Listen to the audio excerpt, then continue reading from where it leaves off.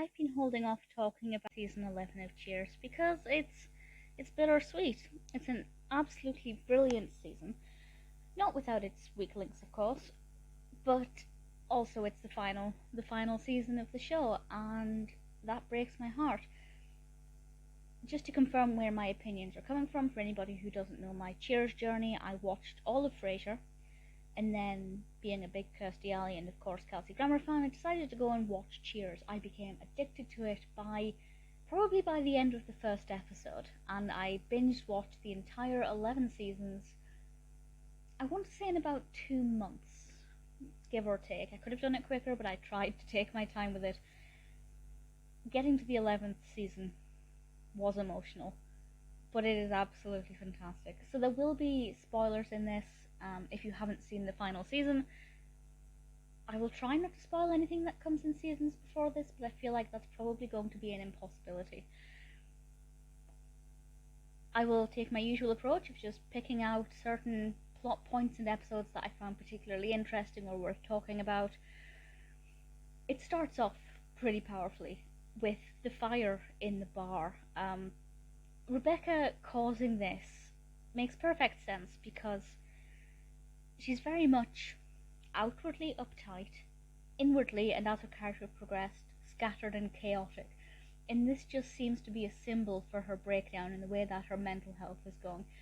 Cheers is a very light-hearted program. It sometimes addresses quite serious topics, but usually it doesn't do it in any depth that would make it quite depressing. But this is the closest it got to Rebecca's stresses being revealed in a physical manifestation. At least this is my interpretation. This is how I'm reading it. Maybe that was never intended, I don't know. But anyway, the fact that she's carrying this knowledge around with her, just, you're waiting for that penny to drop with somebody, and it's, it was an emotional start. I didn't expect the final season to start with the bar not being there. One of my favourite episodes, absolutely one of my favourite episodes from the entire 11 seasons, is The King of Beers. This is episode 3. It's directed by John Ratzenberger, but it's all about Norm. And George Wendt is just fantastic. And I love the childlike enthusiasm he brings to this with Norm, because Norm is having a trial run as a beer taster in a brewery. His dream job. It's like we've spent 10 seasons with Norm being in and out of work. It's not so much that he's not a hard worker, it's that he's never really found the job that gives him drive. But now he has. And, well, I said there were spoilers, so I think it's safe to say that I can say what happens in this episode. The fact that it didn't work out kind of actually broke my heart a little bit, but maybe it wouldn't have been true to character if Norm did get the job as a full-time position. Maybe it would have changed him. I think it's good that he had a chance and blew it. It just sticks with who he is. Maybe that's an unfortunate thing, but I thoroughly enjoyed it. Episodes 6 and 7, just jumping forward a bit, are two of the most powerful ones that stick in my memory, and these kind of give us the foundations for a lot of things that come up in Frasier, further down the line. These are Teaching with the Enemy and The Girl in a Plastic Bubble, and this is where we first get signs, or real signs, that the Crane marriage is breaking down, and Lilith says that she wants to spend time away from Frasier. Frasier, being Frasier, obviously doesn't take this rejection very well and ends up on the ledge of the window, and it's quite intense. And this being the final season, I assume people knew it was the final season. Obviously, certainly the writers knew. For all the viewers knew, he could have fallen and they could have killed off the character unless they'd announced the spin-off series before this. I wasn't alive at this point. Actually, no, I was alive at this point. This aired in November 1992. I was born in March. So this is the only Cheers season that aired for the first time during my life. But anyway, yeah, I feel like as a big Frasier fan, it was particularly interesting and answered some questions I had that came up when I watched Frasier.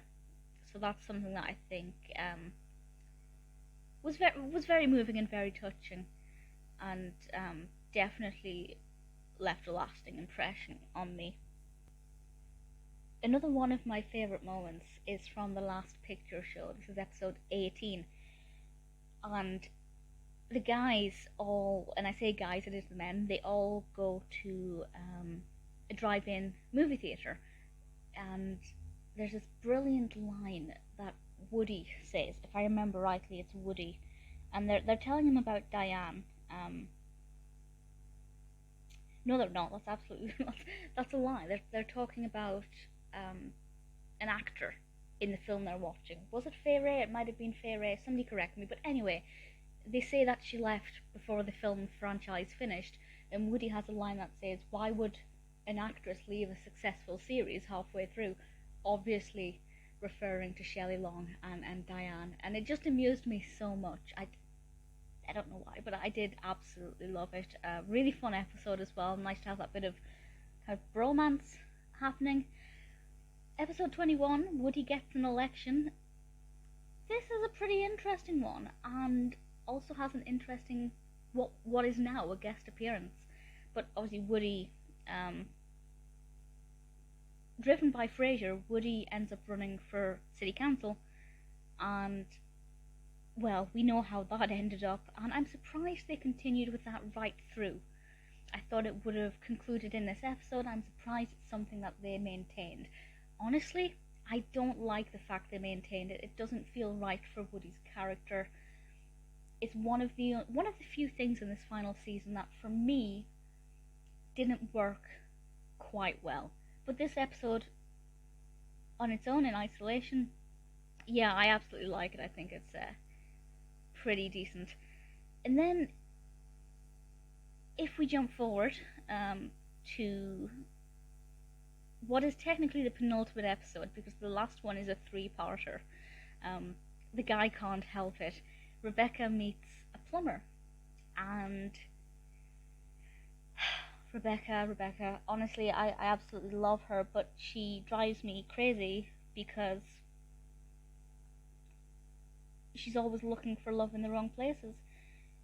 Interesting relationship with this plumber. I will be perfectly honest, I feel like she was just, I don't want to say settling, that sounds horrible towards the plumber, but I don't think he's the kind of person she's looking for, and I think she's just so desperate and alone that she's willing to form a strong relationship with the next man who takes an interest in her.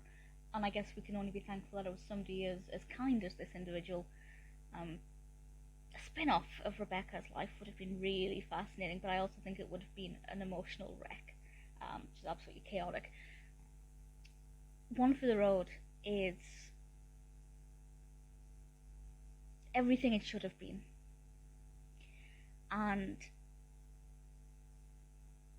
I'm going to read the description from Wikipedia for this episode. I'm genuinely getting emotional. As I said, spoilers if you haven't seen this, but I think it's just a really good way of summing up everything. Also, forgot to mention, the guest appearance in Woody Gets an Election is Perry Gilpin. Obviously a retro guest appearance, Roz in Frasier. So episodes 26 through 28, One for the Road, directed of course by the fantastic James Burrows, written by the two Charleses. The description from Wikipedia: Diane returns to Boston after winning an award for her writings, although her life isn't exactly as it appears. Sam potentially leaves Cheers for good. Woody gets a job for Norm, and Cliff receives a promotion, while Rebecca hopes to wed Don. No mention of Carla there. Carla has had quite a big season. I haven't really mentioned many of her things, but most of her character has involved her other family members. Nothing stood out for me as being particularly interesting, but certainly by this final episode, everything seems to be pretty tidy for her, with Norm getting a job. You know, it's taken 11 seasons, but maybe this is the one he'll stick with. Cliff receiving a promotion. Finally something has gone right for him in his life. Rebecca hoping to wed Don. I have obviously mentioned what I thought about this plumber. Diane. I'm so glad she came back. I'll be honest, I knew she did, because I was obviously well aware of that. But was it known at the time? Did you watch Cheers? when it was broadcast first, was that something viewers were aware of happening? I expect so, because so many things spoil TV shows nowadays, or even back then, you know, magazine covers and things. I loved her interaction with Sam. I thought it was obvious that they were both completely lying about everything. I knew straight away Diane wasn't telling the truth, just because of how she treated Sam and everybody else, and how she always has this front. And I was so nervous when they got on that plane. I just thought, you can't, after everything Sam has been through and how much he has developed as a person, you cannot do this to him. And obviously, they both have matured and realised that that may have not been for the best. And I was genuinely emotional. I was proud. I was proud of the decisions made in this episode. Really proud. And my absolute favourite thing about this final episode is the final scene with Sam, with Norm's help, finally beginning to realise that the reason he can't keep a relationship is because his heart belongs to the bar. And it's so beautiful. And with Norm having the final say, and George Wendt and Ted Danson being in that last scene together, it's absolutely beautiful. This show has touched me in ways that I didn't know it would. It's absolutely phenomenal. I'm devastated to have reached the end of these discussions, but it's brilliant. Genuinely crying now, that is pathetic, but it's I think the reason I get so upset about this is because it's, you know, almost 40 years since it first broadcast. Time is moving quickly now. Will any of these guys appear in the Frasier reboot that's happening? I hope so. That'd be pretty amazing. But for now, season 11 was fantastic. And honestly, apart from a few little things here and there, I really just cannot fault it at all.